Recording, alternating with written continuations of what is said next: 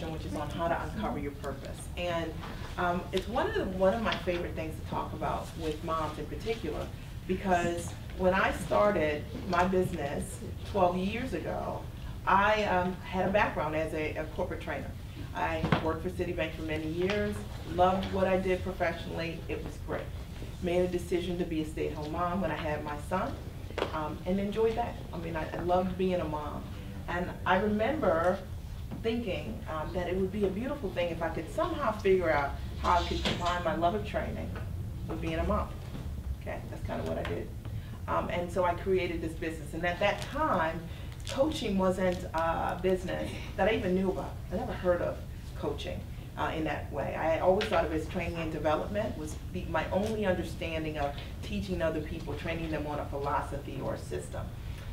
But in my work as a mom and loving being a mom of one son and joining a mom's group when I was pregnant, I was 6 months pregnant, I joined this mom's group, and all of these moms said the exact same thing, and you guys can relate to this.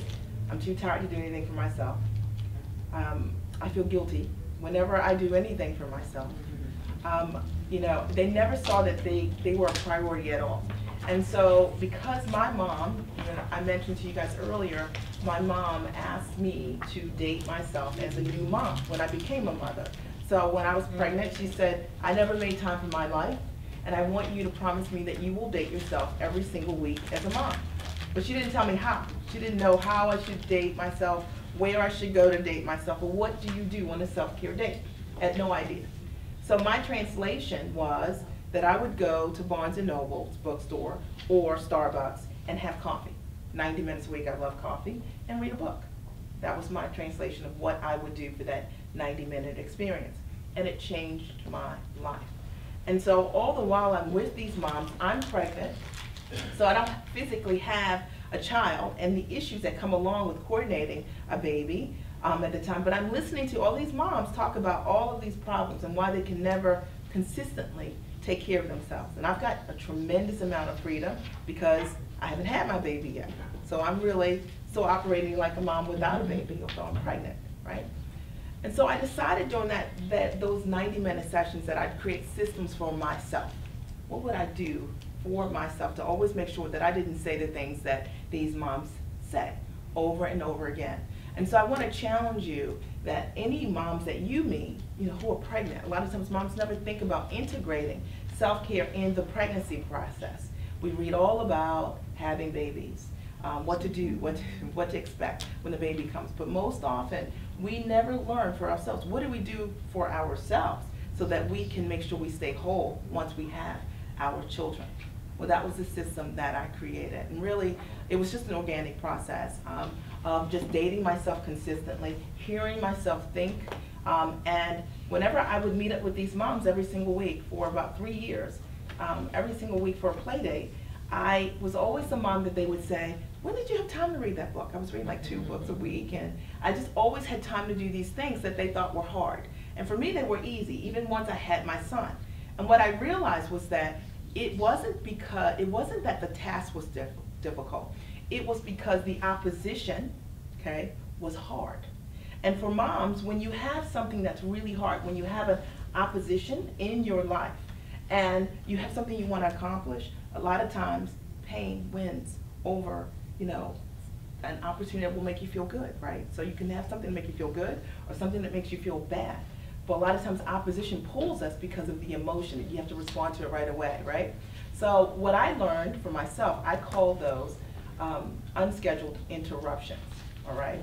And unscheduled interruption, for me, was defined as any single time you know, I wanted to leave the house and my son would vomit on me. Or I wanted to leave the house and somebody was crying and having a temper tantrum. Or I wanted to leave the house and there was a party that somebody wanted to go to and that I didn't realize, or another commitment or a school activity.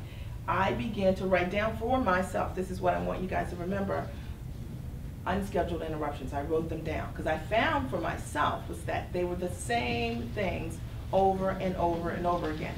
And that I would create systems around my unscheduled interruptions, all right? And so a lot of times when moms are dealing with difficulty, right, the issue that we have most often is that we don't have systems to overcome the difficulty that is happening for us over and over and over again. So how do you uncover your purpose when you're always putting out fires? It's difficult. Be creative when you don't know how to handle what isn't working, all right? So for me, that was what I created systems on right away, the unscheduled interruptions. He vomits on me all the time, okay, can't leave. When I'm walking out the door, cleaning up my leg, okay, got it. You know, 10 activities everybody's got going on, I need to get this. Whenever I'm trying to do something, I'm not on the family calendar, my husband didn't know.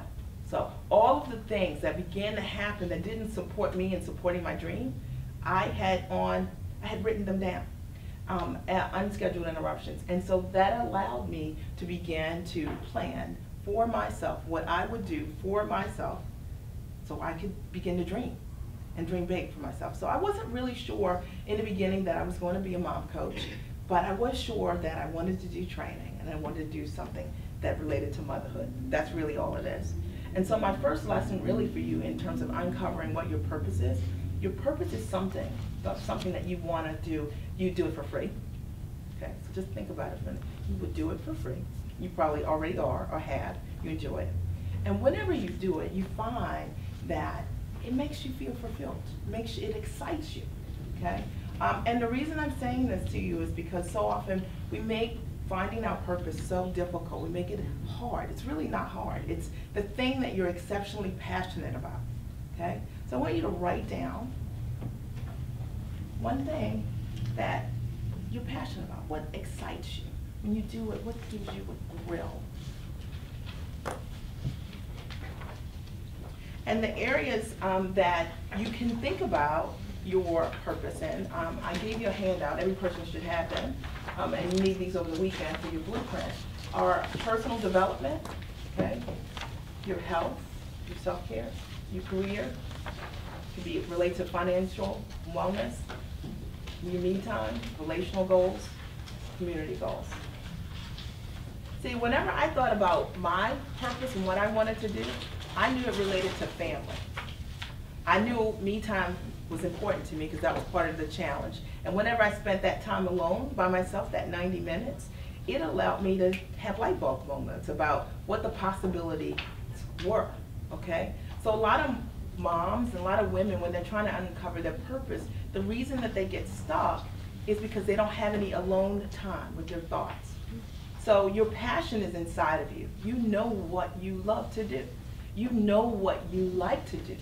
Because when you are able to do it and when you've done it in the past, it's exciting you. That's not the issue.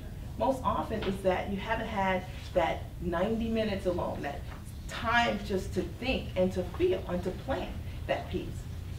Most of us, I think, if we understood how to overcome our greatest struggles, which would be those unscheduled interruptions, those things that keep getting in the way, we would accomplish whatever it is that we want. But when we become moms, that's an obstacle that you can't ignore any longer. So I knew for myself, like when I was writing my book, for example, so I'm writing a book, I've got 2 children. How am I gonna write a book? When am I gonna have time to write a book? I need some quiet to write a book.